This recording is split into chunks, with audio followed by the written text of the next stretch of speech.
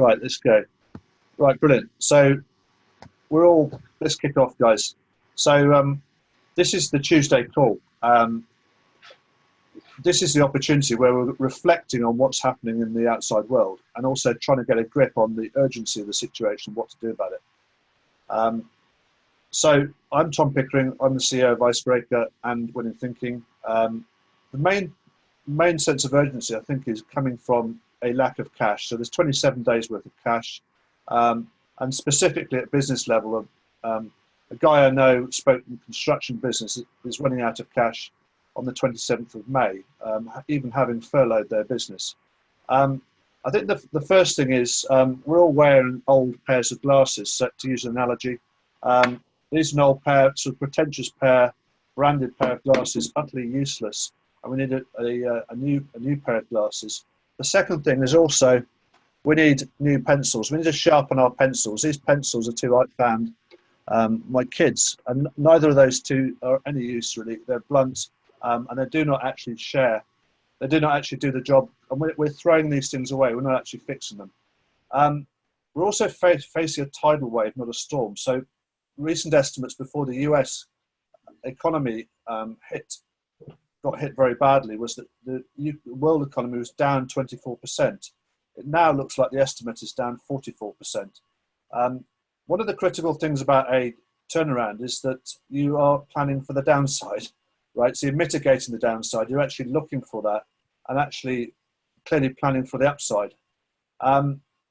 Furthermore, I think furloughing workers is not a fix. It creates a listless business. And I think we've got a pretty narrow window of about 3 weeks to actually fix some of this stuff. And I think there's two aspects to this. One is the personal side, which David will respond to, and also from a business perspective, which Mike and I will respond to. This is in the difficult category, guys, because rethinking is hard. And it's something we're very unfamiliar with, and we'll give some examples of that. The big question for this call is government help realistic to look to recover and resolve the COVID-19 crisis? Secondly, is government help enough and sustainable? There's a lot of evidence suggests that actually they can only do this once, so it certainly doesn't seem like it's something worth relying on.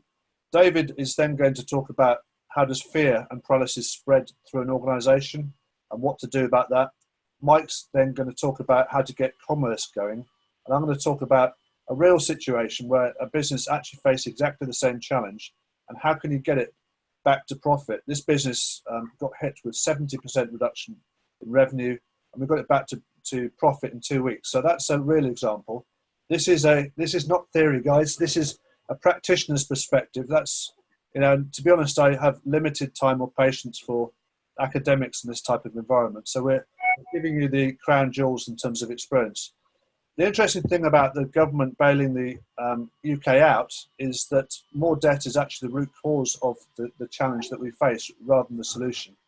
The other challenge with this is that organisations are not paying as well, so there's debt is drying, well, the movement of cash between businesses, so even good businesses are likely to get hit very hard with collateral damage from that.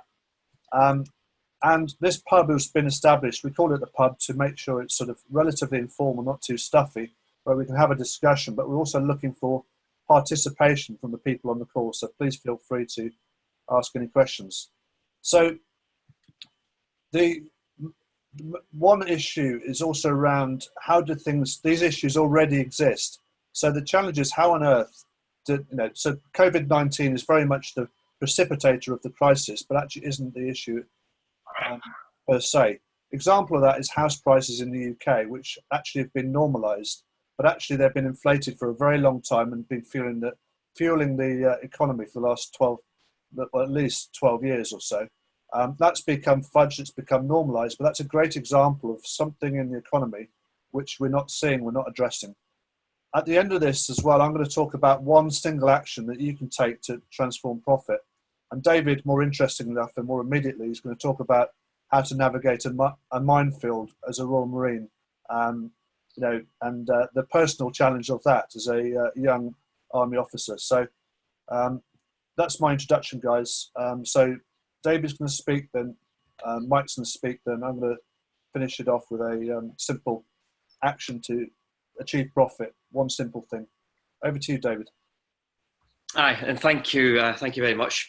And Tom, yes, so for those of you that don't know me, David McLean, I'm a senior psychotherapist and work within human behaviour, individuals and within business as well, of course. And as he mentioned, I used to be, I have a former Royal Marine, 15 years I did, a few operational tours, etc. So I certainly understood, I suppose, the kind of the key aspect that I want to talk about fear. So as you said, the kind of the main question that we're talking about, the responsibility of the government, the responsibility of us as business leaders, and my sort of sub-question within that, that I want to talk about really is in terms of human behaviour. How does the fear and paralysis, how does this affect the individual? How does the situation that's going on at the moment, how does that affect the individual? And how does that then, unfortunately, often spread to the team, the wider department, and then of course infecting, inverted commas, the whole business. So I'd like to start with that little story that Tom spoke about there, and it was a good few years ago now, in 2001, 2002.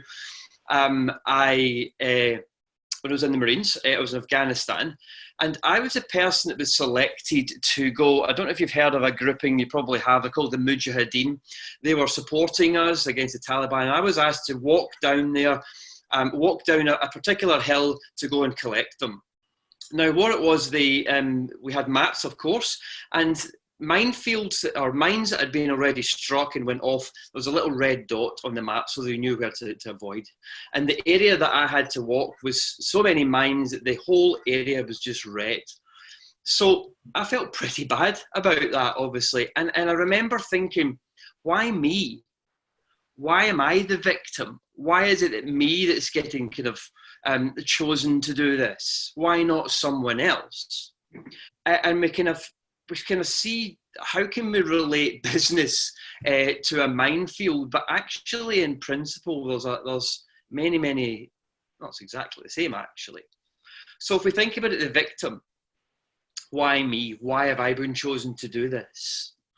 In other words, when we move it to business, of course, the government, why has this happened? This is not my fault. Why am I supposed to sort this out? Why is the government not stepping up?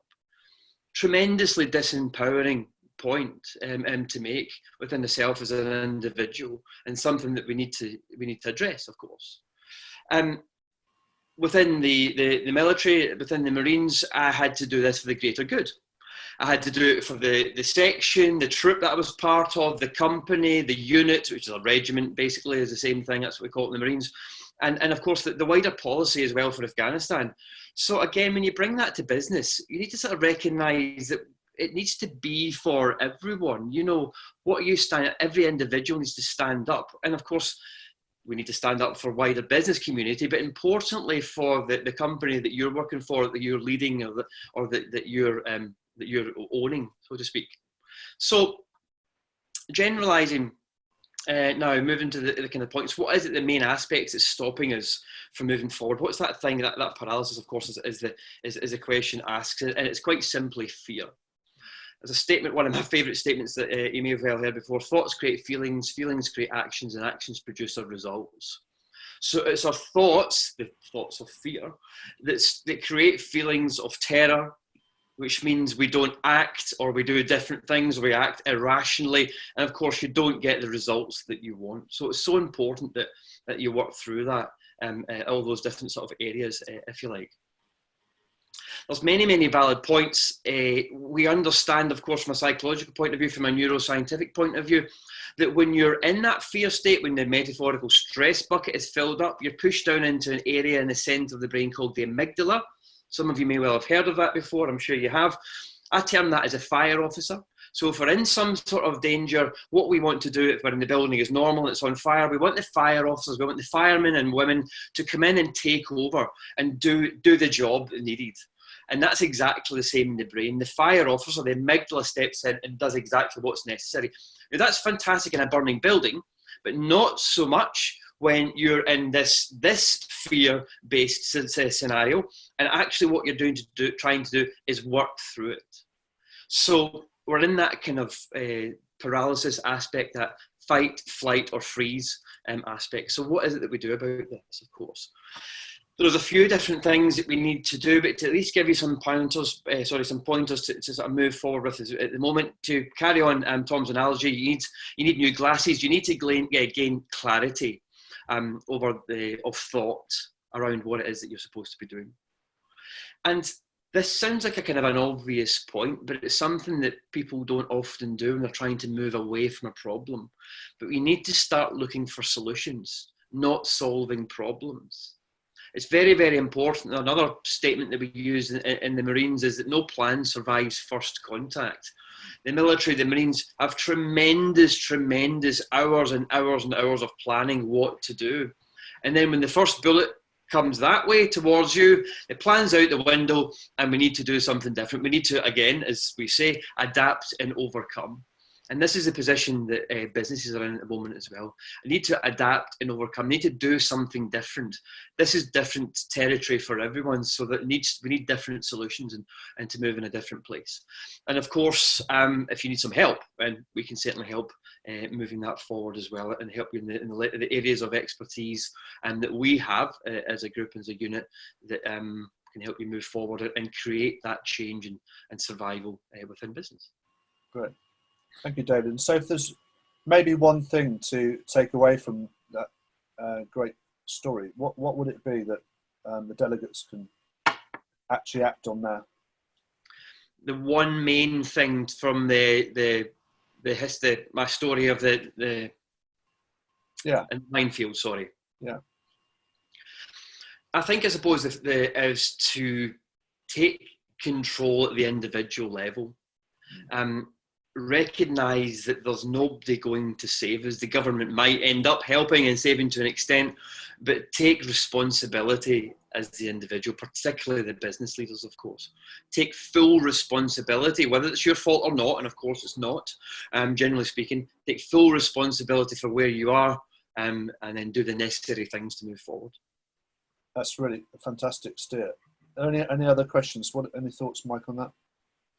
Yeah, it's very, very interesting subject, this, because I think that the military analogy or metaphor is very relevant to the situation of extreme risk for our economy. And if you look around, and I've been talking to a lot of people in the last weeks, and there's been a various response to this lockdown from the business sector. Some businesses have completely shut down, furloughed their staff. Some have even laid off a huge proportion of their staff. And some on the other end of the spectrum are actually, they're making a plan. Some people are working from home. If they're manufacturers, they have skeleton staffs manning key machines, making sure they're producing for key customers who need their input. And what we as business people and business leaders need to remember is that commerce and industry is actually the backbone of the UK economy. This is a great strength of this country, the incredible range of businesses, and both very large businesses and an extremely vibrant SME sector.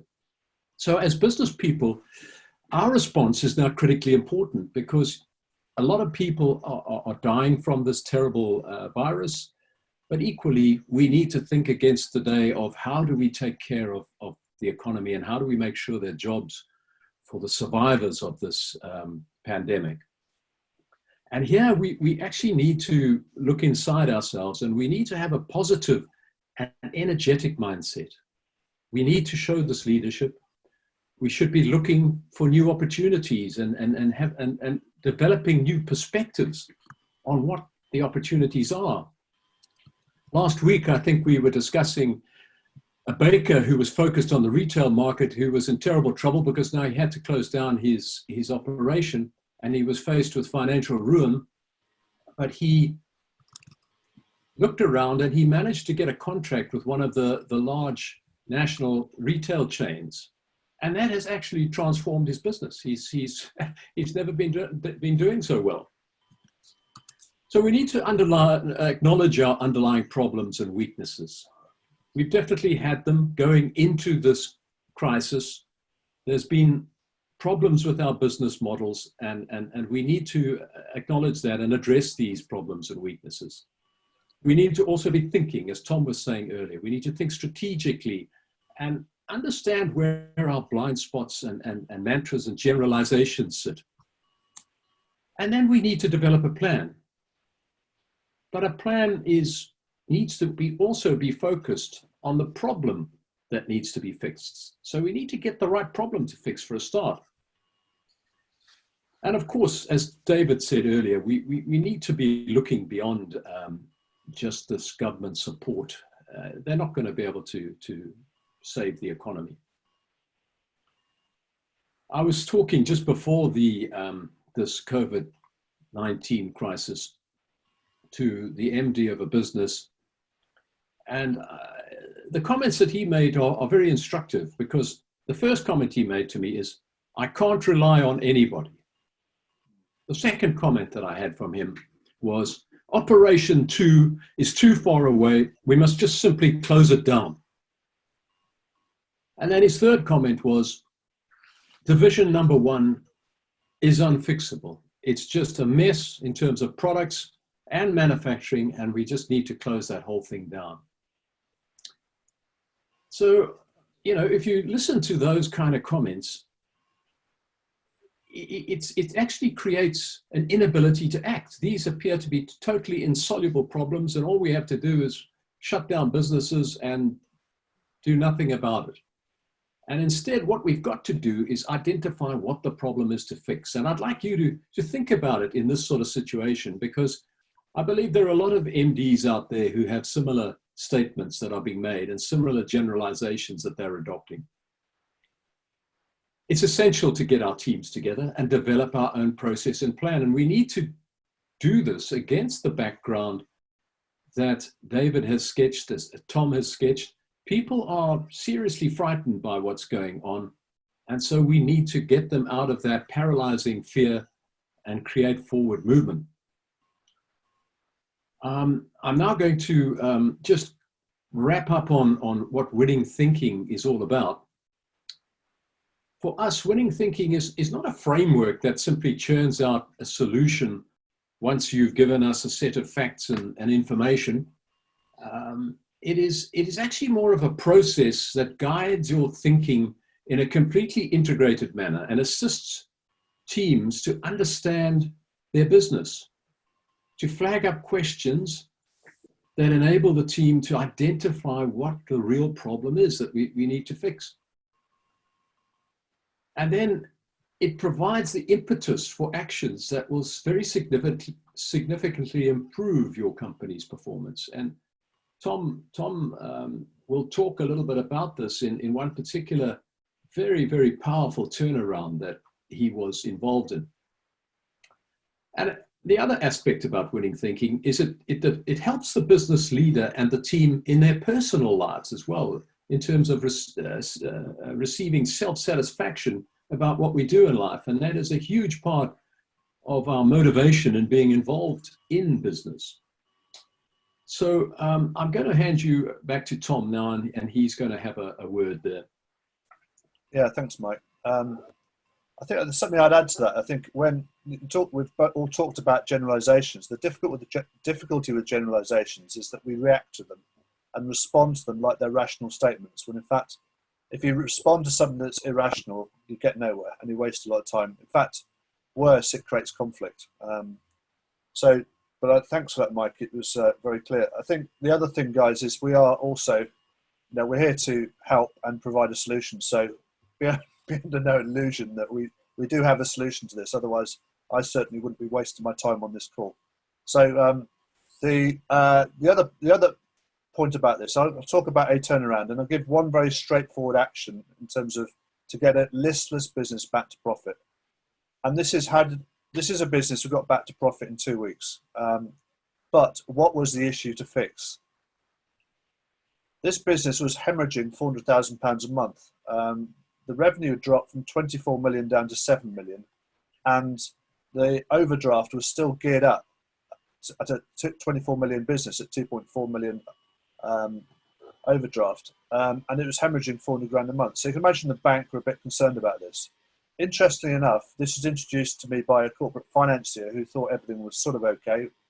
Just go and have a look at this, Tom. Doesn't seem quite right. And in fact, the business was really fundamentally shot. The problem to fix was we cannot find the right people. And originally my engagement with these guys was potentially to provide some support operationally to replace their operations director. But actually that statement hit me like a sledgehammer. It's a negative generalization. It's flawed. And interesting enough, they'd already cut this business back. So a lot of businesses have been furloughed, but actually it was still making no money. It was slow, listless. People were really pretty lifeless. So what were the implications? They were quite dramatic. The bank wanted what prompted the discussion was the bank wanted a meeting on Monday or Tuesday, in fact. And I had a call on Sunday night with these guys. I said, look, okay, let's get started. What I did with the two directors, first of all, is I played back their own thinking to them to ask them what was the implications of their own thinking. So when they actually said to me, we can't find the right people, I asked them specifically, how did the rest of the staff feel about that, for example, to make them aware of the implications of some of these statements. So the interesting thing was this was a very high margin business. They gave away a lot of their value. One of the things you talk about, David, a lot is speaking from a positive perspective. And so they had a very dismissive view of their products and where the profitability came from. So there's a great opportunity to check and reset that and actually get the gross margins right to actually start selling the product right. Alongside this as well, we had a very imperfect team, but let's face it, teams are very imperfect. If we think we're any more perfect than the people around us, that's not a great start. So there was a very interesting, the production manager was someone I identified walking around the shop floor. I realised he could do the job. The engineering director was a guy who wanted to be paid twice the salary he already had, but he picked up someone else's work. The FD was a bit bent. To be honest, some of the actions that had been taken, she was already becoming complicit. And the existing directors were sort of pretty much gone past the point of no return, although one of them actually wanted to remain. The first thing I did was, even in that situation, was to sort of put all the past behind, which is a difficult thing to do because that can overwhelm you. And then said, right, okay, what needs to happen? So identified what needs to happen. I ascertained the capability that team I just mentioned also by asking them questions. And I gave them something quite unique. And what was unique was an opportunity that they'd never had before. So this opportunity was to actually give them these tasks, which is quite a unique opportunity in a way that actually would support without being threatening and getting that engagement right. I then got the team together to actually on a daily basis, because it was so critical, because this business was losing so much money and the governance had to be got right, to check all the decision making, because on a daily basis that's the time when people make these statements. And also I used that time to play back when one of these directors said something like, we can't find the right people, or a negative generalization like that. I'd get one of the staff to play back to them. How do they feel about that? And what's the implications, to actually get that dialogue and the openness going. Alongside this, personally, I picked up some of the stakeholder management as well. So a lot of the suppliers were obviously pretty concerned about this situation. Some of them I knew. It was an electronics business, so I knew them pretty well from the past. I also cascaded the budgets and the decision-making responsibility. So, and the other interesting thing about this was that the bank thought they had the eyes and ears in this business, but in fact, they appointed their own FD. In fact, I managed to avoid speaking to that person for the whole time I was there, which was for 2 weeks. Given the fact I was calling meetings left, right, and centre, that's quite an achievement to be so invisible. In fact, even they had no idea how bad this situation was. So beware of watching the financials. The financials always lag activity. So how can you get the whole team on board and get complete information from day one, and in parallel handle all these situations and put the past behind you? That's a critical question. So what actually happened in this business was that because I gave these people the opportunity, they grew 10 feet tall. So the production manager created a plan, we double the turnover of that business in 2 weeks, and generated enough cash from that work. We changed commercial model as well. We set a template in place to make sure all the work that came into the business met this new commercial model, the new gross margins, which is a trigger, key control. So we put all that in place and got this business back to profit in 2 weeks. Out of this whole situation, guys, I want to share with you one thing, right? And it's this, and it's a bit of a strange analogy, a bit like my glasses and pencils thing, wherever they've gone. So this analogy is this. My newsletter I sent out yesterday, I asked my 13-year-old daughter to edit it. I know my daughter extremely well, and I didn't think that she was actually up to doing this. I didn't think she's a sporting type girl. I didn't think it played to her strengths. I gave her the opportunity, and she far exceeded my expectations. And also the way I engaged with her, because I know how to get some of this engagement right, meant that she really felt 10 feet tall when she was doing that task. So going back to what I was talking about, the large organisation that was using this category of emergency, actually, rather than create an emergency, you can actually still fire on all cylinders. So we have to be very careful that we're not reducing down the opportunities for individuals, because that's where risk lies. And in these situations, we need to open up the opportunities to get those back on track. So that is the key thing. So I'd like to challenge you all with this, that to think about giving someone something to do and letting them do it. That is quite a unique opportunity. And that's really the crux of the Winning Thinking program as well. So that's my summary. Is there anything else, David, you'd like to add, or Mike? No, I'm happy, thank you.